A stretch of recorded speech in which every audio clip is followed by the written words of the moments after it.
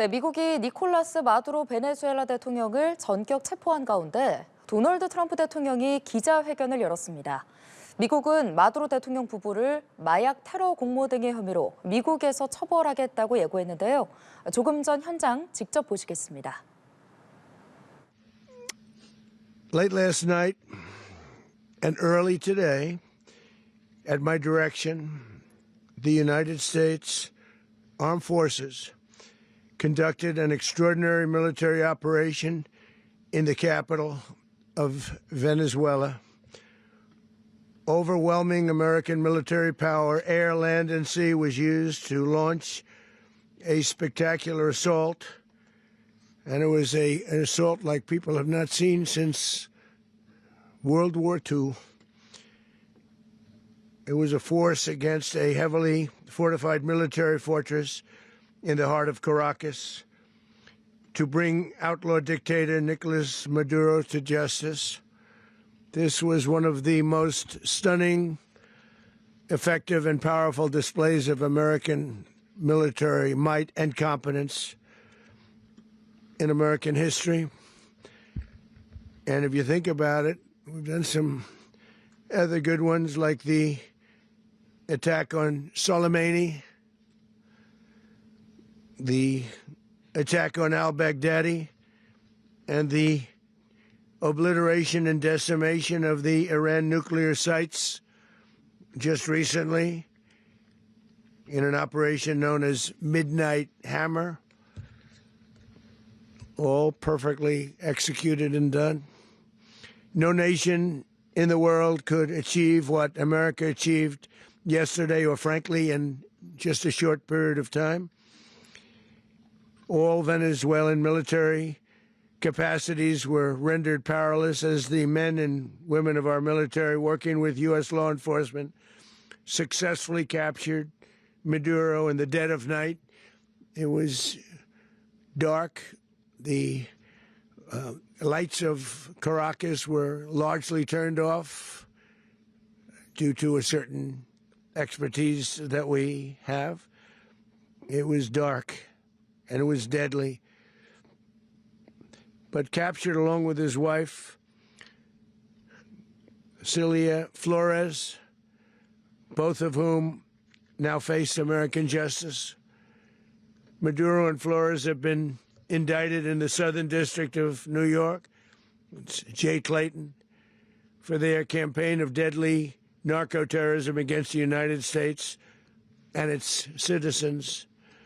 I want to thank the men and women of our military who achieved such an extraordinary success overnight with breathtaking speed, power, precision, and competence. You rarely see anything like it. You've seen some raids in this country that didn't go so well. They were an embarrassment. If you look back to Afghanistan, or if you look back to the Jimmy Carter days, they were different days. We're a respected country again, like never before. These highly trained warriors operating in collaboration with U.S. law enforcement caught them in a very ready position. They were waiting for us. They knew we had many ships out in the sea, just sort of waiting. They knew we were coming. So they were in a ready, what's called a ready position. But they were completely overwhelmed and very quickly incapacitated. If you would have seen what I saw last night, you would have been very impressed. I'm not sure that you'll ever get to see it, but it was an incredible thing to see. Not a single American service member was killed, and not a single piece of American equipment was lost. We had many helicopters, many planes, many people involved in that fight. But think of that, not one piece of military equipment was lost, not one service member was, more importantly, killed. The United States military is the strongest and most fearsome military on the planet by far. With capabilities and skills our enemies can scarcely begin to imagine. We have the best equipment anywhere in the world. There's no equipment like what we have. And you see that even if you just look at the boats. You know, we've knocked out 97% of the drugs coming in by sea. 90%. Each boat kills on average, 25,000 people. We knocked out 97%. And those drugs mostly come from a place called Venezuela. We're going to run the country until such time as we can do a safe, proper, and judicious transition. So we don't want to be involved with having somebody else get in, and we have the same situation that we had for the last long period of years. So we are going to run the country until such time as we can do a safe, proper, and judicious transition. And it has to be judicious because that's what we're all about. We want peace, liberty, and justice for the great people of Venezuela, and that includes many from Venezuela that are now living in the United States and want to go back to their country. It's their homeland. We can't take a chance that somebody else takes over Venezuela that doesn't have the good of the Venezuelan people in mind. We've had decades of that. We're not going to let that happen. We're there now, and what people don't understand, but they understand as I say this, we're there now, but we're going to stay until such time as the proper transition can take place. So we're going to stay until such time as we're going to run it, essentially, until such time as a proper transition can take place. As everyone knows, the oil business in Venezuela has been a bust, a total bust, for a long period of time. They were pumping almost nothing by comparison to what they could have been pumping and what could have taken place. We're going to have our very large United States oil companies, the biggest anywhere in the world, go in, spend billions of dollars, fix the badly broken infrastructure, the oil infrastructure, and start making money for the country. And we are ready to stage a second and much larger attack if we need to do so. So we were prepared to do a second wave if we needed to do so. We actually assumed that a second wave would be necessary, but now it's probably not.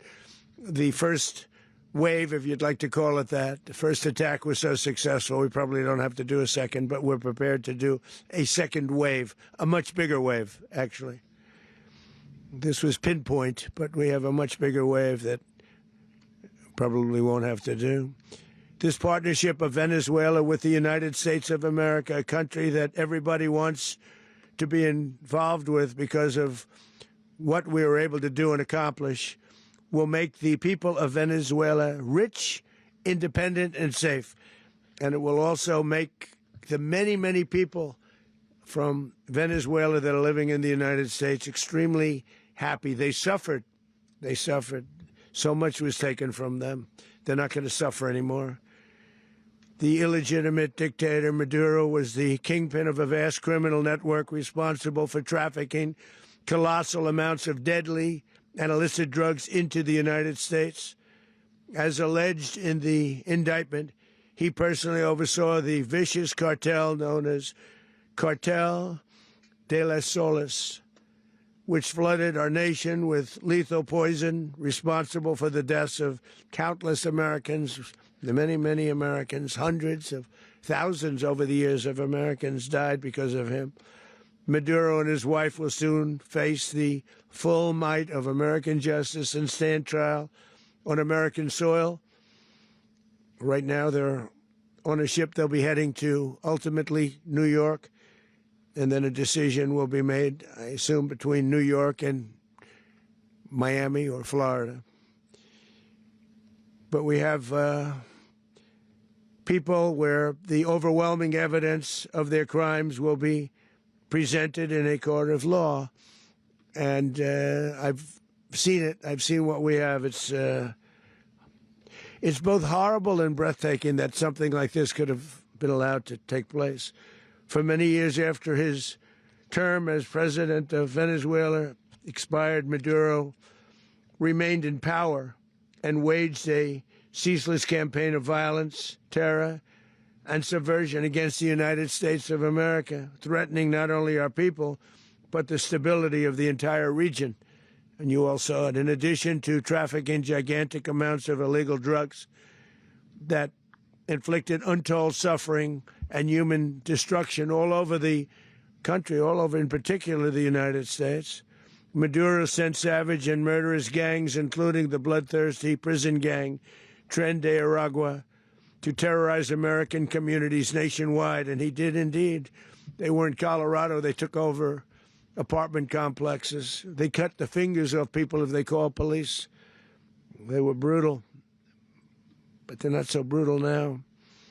And I just have to congratulate our military, Pete and everybody, and our National Guard, because the job that they've done, whether it's in Washington, D.C., where we have a totally safe city, where it was one of the most unsafe cities anywhere in the world, frankly, and now we have no crime in Washington, D.C. We haven't had a killing. We had the terrorist attack a few weeks ago. A little bit of a different kind of a threat. But we haven't had a killing in a long period of time, 6-7 months. We used to have two, on average, 2 a week in Washington, our capital. We don't have that anymore. The restaurants are opening. Everyone's happy. They're going, they're walking their daughters, they're walking their children, their wives. They walk to restaurants. Restaurants are opening all over Washington, D.C. So I want to thank the National Guard. I want to thank our military. And I want to thank law enforcement. It's been amazing. And they should do it with more cities. We're doing it, as you know, and we're doing it in Memphis, Tennessee right now, and crime is down. We've just sort of started a few weeks ago, but crime is down now 77%. And the governor of Louisiana called, great person, and he wanted us to help him, as you know, in a certain very nice part of Louisiana. And we have done that. And it was a rough section, and we have crime down. I understand it's down to almost nothing already after 2.5 weeks. 미국이 베네수엘라를 기습 공격해 니콜라스 마두로 대통령 부부를 생포했습니다. 새해 벽두에 떨어 벌어진 초유의 군사작전으로 남미 정세는 한치 앞을 내다볼 수 없는 경랑 속으로 빠져들었습니다. 강은나래 기자입니다. 찌륵 같은 새벽 상공에 굉음이 울려 퍼집니다. 섬광이 번쩍이더니 곳곳에서 불기둥이 솟구칩니다. 도심은 아수라장이 됐고 군사기지도 파괴됐습니다. 시민들은 혼비백산 피난길에 나섰습니다.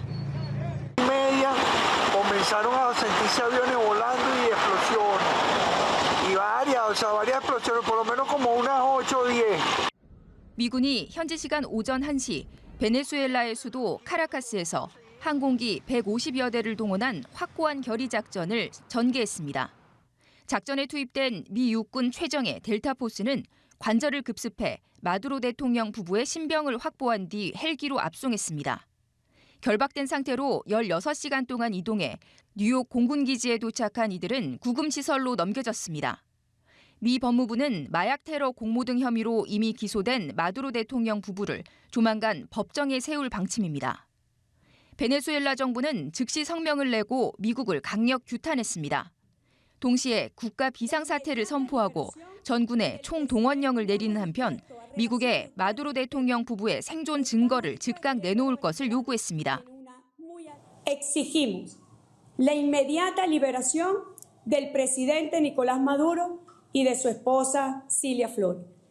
Único presidente de Venezuela, el presidente Nicolás Maduro. Por herencia. 남미 정세가 일촉즉발의 위기로 치닫는 가운데 이재명 대통령은 교민 보호와 필요시 신속 철수를 지시했습니다. 현재 베네수엘라에는 교민 70여 명이 머물고 있으며 아직까지 접수된 인명피해는 없는 것으로 파악됐습니다. 연합뉴스TV 강은나래입니다.